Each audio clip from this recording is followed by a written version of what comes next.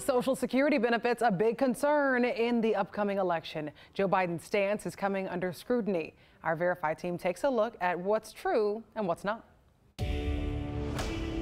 With the election just months away, it's no surprise that politics is especially polarized right now. But the Verify team is here to focus just on the facts. We received this email from a viewer, which makes two big claims about Joe Biden and his stance towards taxing Social Security benefits. So let's verify. Our sources are Joseph Cordes from the George Washington University, Alex Lawson from Social Security Works, a DC advocacy group, and the Social Security Administration. Here's claim number one.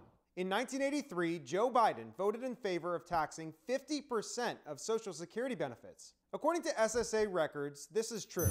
Biden did vote for this historic bill, but our experts say this needs context. Social Security at that time was facing what's called an action-forcing event. Lawson says that there was simply put less money coming in to fund Social Security than was needed to pay out benefits. So the bipartisan Greenspan Commission was formed to find a solution. The result was a bill that made 50% of Social Security benefits taxable for those with an income over $25,000. That money would then go towards the Social Security Trust Fund. It was not a tax increase to fund general government spending. It was a tax increase to help fund Social Security. In the end, that bill was passed and signed by President Ronald Reagan. Okay, here's claim number two. A decade later, in 1993, Joe Biden voted to raise the percentage taxed on Social Security again from 50% to 85%. This one is also true. SSA records show that Biden did vote for this bill. Our experts say that this added revenue goes to a trust fund that feeds into Medicare.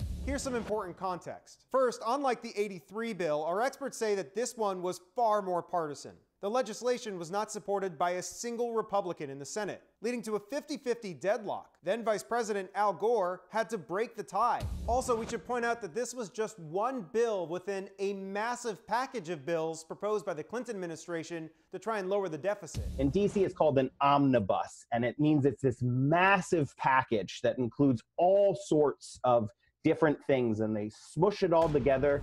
So both claims are true, and now you've got the full context.